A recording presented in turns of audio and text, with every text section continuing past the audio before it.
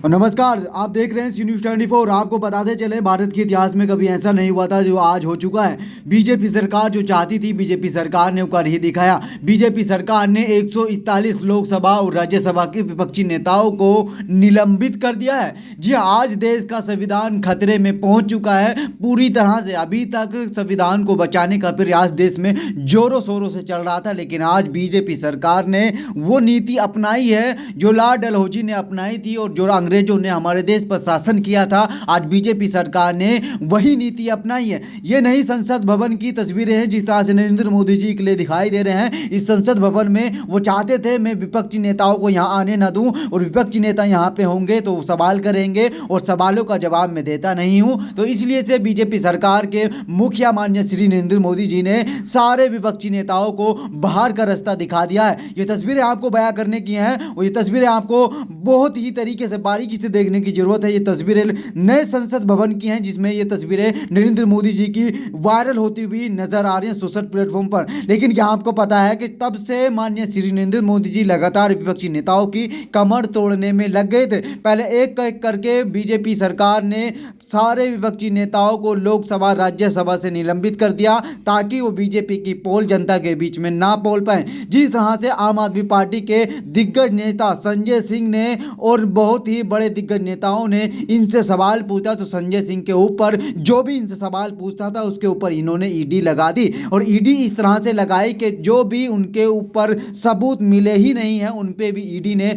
अपने आप को बहुत ही बड़ा चढ़ाकर बताया कि आखिरकार ये इतना कहां से क्या लाए। लेकिन आखिरकार क्या आपको पता है कि बीजेपी सरकार के जितने भी मंत्री गण हैं, क्या उनकी आय का आपको अनुमान है या नहीं है? जी हाँ, बीजेपी सरकार ने आज वो इतिहास में कर ही दिखाया जिसको कोई भी इतना नहीं चाहता था और किसी की भी इतनी इस पे उम्मीद नहीं थी। लेकिन आज बीजेपी सरकार ने हर किसी की उम्मीदों पर पानी फेरते हुए नजर आए। इन्होंने संविधान को तो कुचल ही दिया है, लेकिन आज भारत के लोकतंत्र राज्य में ऐसा कभी नहीं हुआ था जो आज देखने को नजर आ रहा है। पहले आपको बताते चलें, तब से संसद भवन में हमला हुआ है तब से लगातार विपक्षी नेताओं की कमर तोड़ते हुए ये बीजेपी सरकार नजर आ रही है। आखिरकार बीजेपी सरकार ये चाहती क्या है? जो भी बीजेपी सरकार के विरुद्ध बोलता है तो उसको दंडित किया जाता है, जिस तरह से हमारे देश के अंदर अंग्रेज लोग करा करते थे और बीजेपी सरकार सेम कंडीशन लोगों पर अप्लाई करती हुई नजर आ रही है। यदि आपको हमारा ये वीडियो पसंद आया हो तो चैनल को सब्सक्राइब कर लें,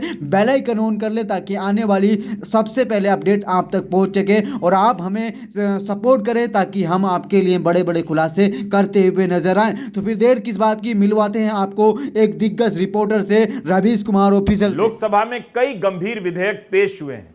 सीआरपीसी में संशोधन के विधेयक पेश हुए हैं। नया कानून बनने जा रहा है। तो क्या विपक्ष के बिना ही इन विधेयकों को कानून में बदल दिया जाएगा? हंसिए हंसिए, खूब हंसिए। आपको हंसी आनी भी चाहिए और आ भी रही है। लोकसभा के साथ साथ राज्यसभा से 45 सांसदों को भी निलंबित किया गया है। राज्यसभा में इंडिया गठबंधन के 95 सांसद हैं, अब 50 रह गए हैं। कुल मिलाकर कल दोनों सदनों से विपक्ष के 78 सांसद निलंबित कर दिए गए। भारत के इतिहास में एक दिन में कभी इतने सांसदों को सस्पेंड नहीं किया गया। पिछले सप्ताह भी दोनों सदनों से 14 सांसद निलंबित किए गए थे। दोनों सदनों के निलंबित सांसदों की संख्या 18 दिसंबर तक 92 थी। 19 दिसंबर को 141 हो गई। इन सभी को पूरे सत्र के लिए निलंबित किया गया है। आज फारूक अब्दुल्ला, मनीष तिवारी, कार्ति चिदम्बरम, डिंपल यादव, सुप्रिया शुले को भी निलंबित कर दिया गया पूरे सत्र के लिए। लोकसभा में विपक्ष की पहली पंक्ति के 1/3 सांसद सस्पेंड हैं। सत्ता पक्ष के पीयूष गोयल ने सांसदों के निलंबन का प्रस्ताव पेश किया और विपक्ष के सांसद सस्पेंड कर दिए गए।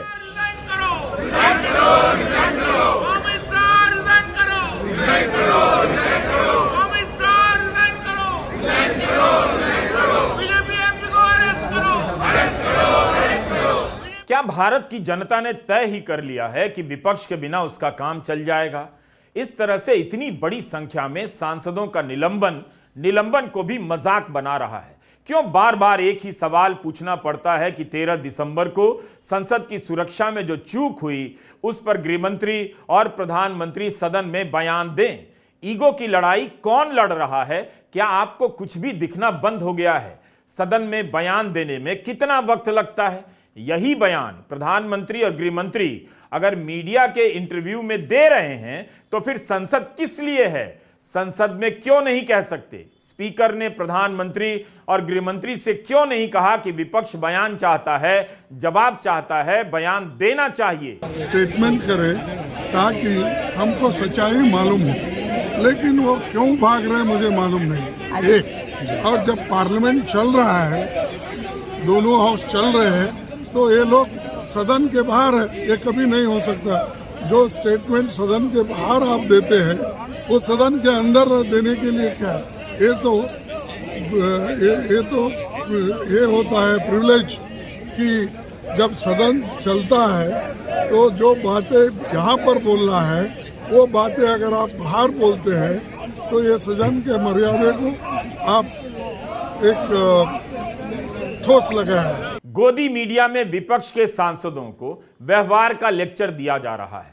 उन्हें बड़ी तस्वीर नजर नहीं आ रही या जानबूझकर अपने दर्शकों को नहीं बताना चाहते कि इस तरह से लोकतंत्र खत्म किया जा रहा है। लोकतंत्र में नारे लगाना, पोस्टर लेकर आना कब से गलत आचरण हो गया? क्या बीजेपी विपक्ष में रहते हुए ऐसा नहीं करती थी? निलंबित किए गए कई सांसद ऐसे हैं जो सदन में लिखित और मौखिक रूप से धुआंधार सवाल करते हैं। उनके सवाल निकाल कर देखिए, पता चलेगा कि विपक्ष के कई सांसद अपनी भूमिका कितनी शानदार तरीके से निभा रहे हैं। इसी सदन में महुआ मोइत्रा को एक स्वर से हां में हां मिलाकर निकाल दिया गया। महुआ मोइत्रा ने आज ट्वीट किया है कि विपक्ष के 141 सांसद सस्पेंड कर दिए गए हैं। अब बस लोकसभा के चेंबर में अदानी समूह के शेयर धारकों की सालाना बैठक हुआ करेगी। आप काम करिए ना, कहाँ कौन मना कर रहा है? ये पूरा सेशन जिस दिन से चला, जब तक संसद में जो हमला नहीं हुआ या 2 लोग नहीं घुसे, तब तक तो संसद चल रहा था, सभी सांसद सदस्य कोऑपरेट कर रहे थे। लेकिन ये घटना हुई तो इस पर आके इस देश के गृह मंत्री को बताना चाहिए कि नहीं बताना चाहिए? आखिर लोकतंत्र है, इस देश में आईबी है, इस देश में रॉ है। इतने दिनों से चल रहा था कि इसकी योजना बन रही थी, इसमें तैयारी हो रही थी, तो ये षड्यंत्र और योजना, इसके बारे में कौन बताएगा? और कौन सांसद है जिसकी अनुशंसा पर ये 2 आए थे? ये भारतीय जनता पार्टी के सांसद हैं। तो अपने कर्मों पर, अपने कुकृत्यों पर पर्दा डालने के लिए विपक्षी सांसदों का निलंबन करके लोकतंत्र की हत्या कर रहे हैं। इसी सदन में दानिश अली को बीजेपी के एक सांसद ने कितने अपशब्द कहे, निलंबन की कोई कार्रवाई नहीं हुई। सत्ता पक्ष के सांसद उनके साथ खड़े नजर आए। उनके मामले की सुनवाई तब हुई जब महुआ मोइत्रा का मामला सामने आया। आज भी दानिश अली संसद की सीढ़ियों पर नारे लगा रहे थे, गाली देने वाले अंदर हैं, सवाल पूछने वाले बाहर हैं। गाली देने वाले अंदर, सवाल पूछने वाले बाहर, गाली देने वाले अंदर, सवाल पूछने वाले बाहर। ये नए भारत में की नई परिभाषा है कि गाली देने वाले सांसद अंदर बैठेंगे, सरकार से सवाल पूछने वाले सस्पेंड किए जाएंगे, इंट्रूडर्स को अपने पास पर अंदर लाने वाले अंदर बैठेंगे और सरकार से सवाल पूछने वाले को बाहर का रास्ता दिखाया जाएगा। ये संसदीय लोकतंत्र के इतिहास में पहली बार हुआ है कि 125 से ज्यादा सांसद, संपूर्ण विपक्ष को सस्पेंड कर दिया गया है। ये क्या है? और कह रहे कि साहब इन सांसदों ने मर्यादा भंग करी है संसद की। संसद की मर्यादा तब ज्यादा भंग होती है जब बीजेपी के सांसद रमेश बिदूड़ी गालियां देते हैं वहां फ्लोर पे, या सरकार से सवाल पूछने पर संसद की मर्यादा भंग होती है। संसद की मर्यादा तब भंग होती है जब इंट्रूडर्स अंदर आते हैं, बीजेपी के सांसद के पास पर आते हैं, तब भंग होती है, या सरकार से सवाल पूछने पर भंग होती है। ये सरकार के पास कोई जवाब नहीं है। ये हिटलरशाही, तानाशाही देश की जनता बर्दाश्त नहीं करेगी। सस्पेंड किए गए कांग्रेस सांसद मनीष तिवारी ने कहा है कि आज और आने वाले 3 दिनों में वो कानून पास होने वाले हैं जो भारत को आधिकारिक तौर पर एक पुलिस स्टेट बना देंगे। इसीलिए विपक्ष को सस्पेंड किया गया है। ये आने वाले समय का इशारा है, जाग जाओ। मनीष तिवारी ने ट्वीट में लिखा है कि सांसद निलंबित नहीं हुए हैं बल्कि लोकतंत्र निलंबित हो गया है। लोक राज लोक लाज से चलता है। आज लोक लाज को ताक पर रखकर लोक राज की हत्या कर दी गई। कांग्रेस मीडिया प्रमुख जयराम रमेश ने ट्वीट कर लिखा है कि आज सिर्फ लोकसभा से इंडिया की पार्टियों के कम से कम 50 और सांसदों को निलंबित कर दिया गया। विपक्ष को पूरी तरह से खत्म किया जा रहा है ताकि खतरनाक विधेयकों को बिना किसी सार्थक बहस के पारित किया जा सके। ऐसा इसलिए भी हो रहा है ताकि 13 दिसंबर को लोकसभा में 2 आरोपियों के प्रवेश दिलाने वाले भाजपा सांसद बेदाग हो जाएं। नई संसद में नमोक्रेसी के हर तरह के अत्याचार सामने आ रहे हैं। राघव चड्ढा ने कहा है कि लोकतंत्र निलंबित हो चुका है। मैं ये नहीं कहूंगा कि कुछ सांसद सस्पेंड हुए, मैं बेबाकी से यह बात कहना चाहता हूं कि लोकतंत्र सस्पेंड हुआ, डेमोक्रेसी हैज बीन सस्पेंडेड। उधर कांग्रेस सांसद शशि थरूर भी निलंबित कर दिए गए। उन्होंने लिखा है कि अपने संसदीय करियर में पहली बार मैं वेल में एक तख्ती लेकर गया इस मांग के साथ कि सुरक्षा चूक पर बातचीत हो।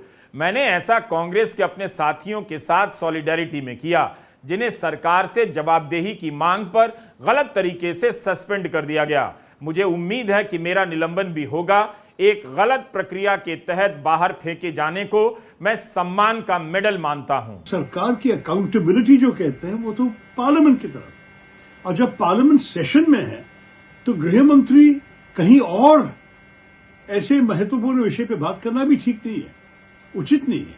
क्योंकि हमारे सिस्टम में जब पार्लियामेंट सेशन में है, पार्लियामेंट से जाके आपको बताना चाहिए कि क्या क्या क्या आपका सोच है इसके बारे में, क्या कार्रवाई आप ले रहे हैं, किस किस्म की इंक्वायरी जो जांच करने की है वो सब कैसे करेंगे। ये सब पार्लियामेंट को दिखाना चाहिए, बताना चाहिए। गृह मंत्री जाके माध्यमों से बात कर रहे हैं, इंटरव्यूज दे रहे हैं, स्टेटमेंट्स इशू कर रहे हैं, लेकिन उनका चेहरा अब तक लोकसभा में नहीं देख पाया। और जब हमारे एमपीज ने कहा कि इस विषय पे हमें गृह मंत्री का स्टेटमेंट चाहिए और एक चर्चा भी होनी चाहिए, उनको सस्पेंड करवा दिया जो पार्लियामेंट्री कन्वेंशंस को मान नहीं रहे थे। जो आजकल अभी बहुत चीजें होती कि पार्लियामेंट की गरिमा और ये सारी बातें, पार्लियामेंट की गरिमा खराब हुआ जिस दिन मंत्रियों उनकी जिम्मेदारियों को पालने के लिए तैयार नहीं थे। इस बीच आज ही के दिन प्रधानमंत्री नरेंद्र मोदी क्या कह रहे हैं, अपनी जीत का ऐलान कर रहे हैं। बीजेपी के संसदीय दल की बैठक में उन्होंने कह दिया कि 2024 में हम सारी सीटें जीतेंगे।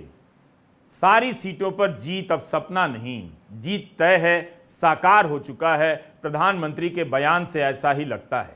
आप बस केवल रिजल्ट आने का इंतजार कीजिए और ये बयान याद रखिए कि हम सारी सीटें जीतेंगे। संसद के परिसर में गांधी की प्रतिमा के सामने विपक्ष के निलंबित सांसदों ने आज प्रदर्शन किया। कांग्रेस ने कहा है कि अब सदन में जनता की आवाज नहीं गूंजेगी, सिर्फ पीएम मोदी के मन की बात सुनाई जाएगी जिसमें जन की बात नहीं होगी। विपक्ष के सांसदों को सस्पेंड करने में मोदी सरकार ने इतिहास रच दिया है।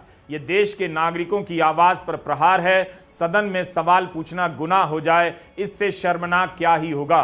तृणमूल कांग्रेस के सांसद साकेत गोखले ने कहा है कि लोकसभा से 49 सांसद सस्पेंड हो गए। इस बीच राज्यसभा में हम कुछ लोग बचे हुए हैं, लगातार सवाल कर रहे हैं कि अमित शाह सदन में आए और सवालों के जवाब दें।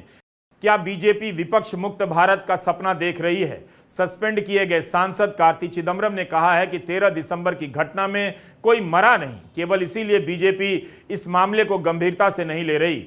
अगर उनके पास घातक हथियार होते तब क्या होता, इसलिए जवाब देना बहुत जरूरी है।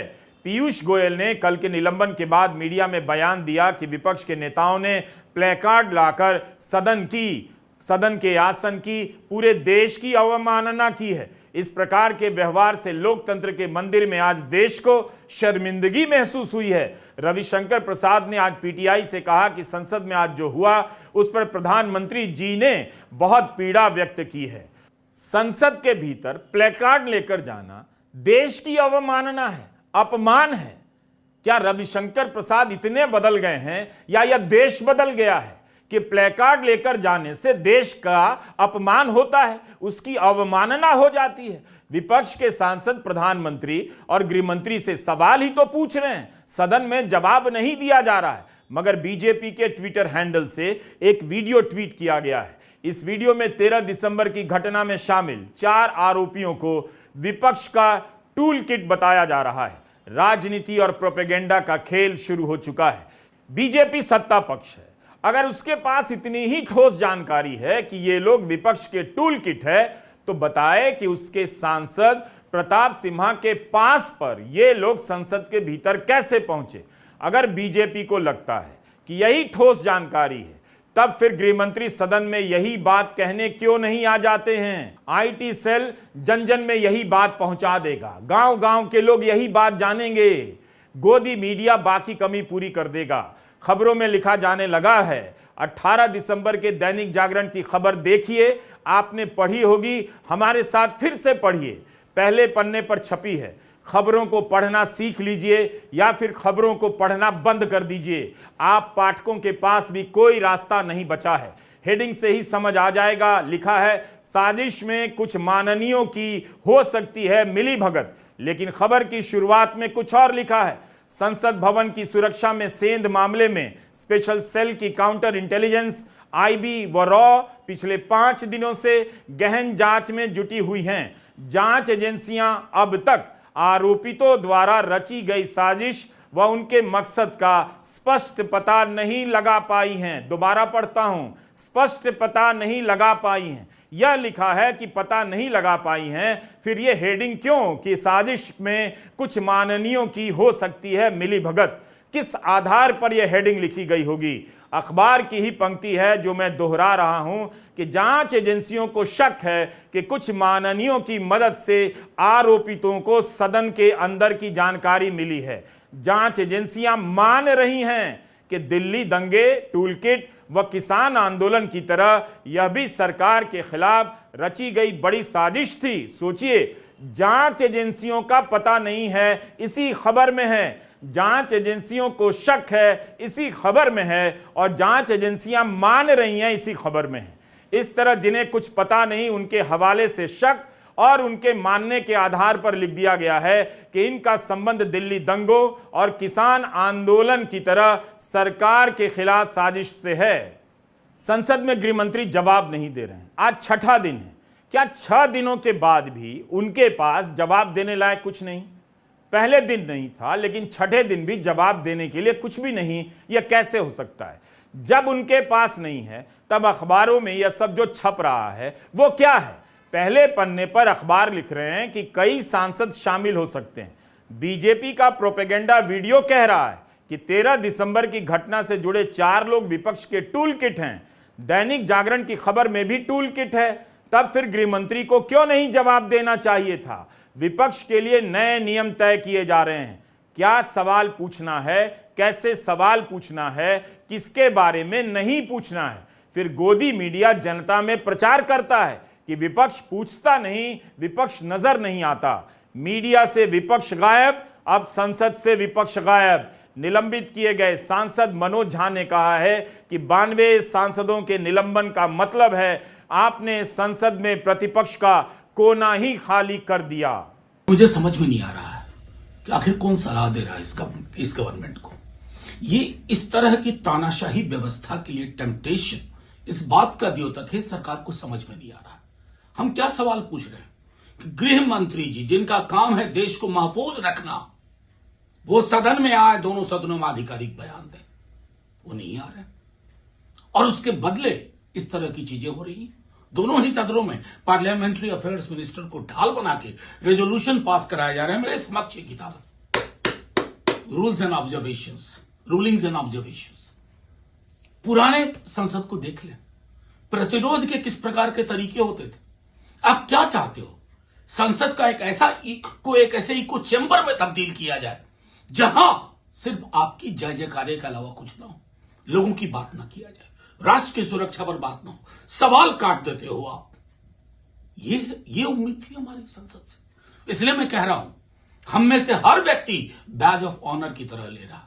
ये सस्पेंशन नहीं है, ये रिकॉग्निशन है कि हम सवाल पूछना चाह रहे हैं, सबसे बड़े लोगों से सवाल पूछना जा रहे हैं और उनको ढकने की पूरी कोशिश हो रही है। ढक नहीं पाओगे।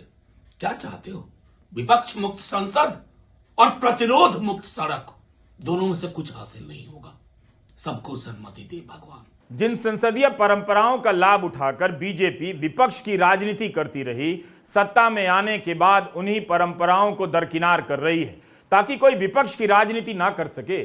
संसदीय परंपरा तो यही मानी जाती है कि जब सत्र चलता है सरकार सदन में जवाब देती है, प्रधानमंत्री जागरण अखबार को इंटरव्यू देते हैं, गृहमंत्री न्यूज चैनल में बयान देते हैं, मगर 13 दिसंबर की घटना पर संसद में बयान नहीं देते। यही तो मांग विपक्ष कर रहा था। बार बार सवाल पूछने पर अखबारों ने इसे विपक्ष का हंगामा लिख दिया। लोकसभा और राज्यसभा से 2 दिनों के भीतर 140 से अधिक सांसद निलंबित कर दिए गए। हमने सुप्रीम कोर्ट के अपने वीडियो में आपको कोर्ट और आयोग का हाल बताया था। संसद का हाल आप देख रहे हैं। अगर ये सब नहीं दिखाई देता है तो कम से कम आप अपना ही हाल ठीक से देख लीजिए। आपकी बदहाली कहने वाला विपक्ष नहीं होगा, मीडिया नहीं होगा। एक दिन आप बदहाल भी होंगे और कह भी नहीं पाएंगे। नमस्कार, मैं रविश कुमार।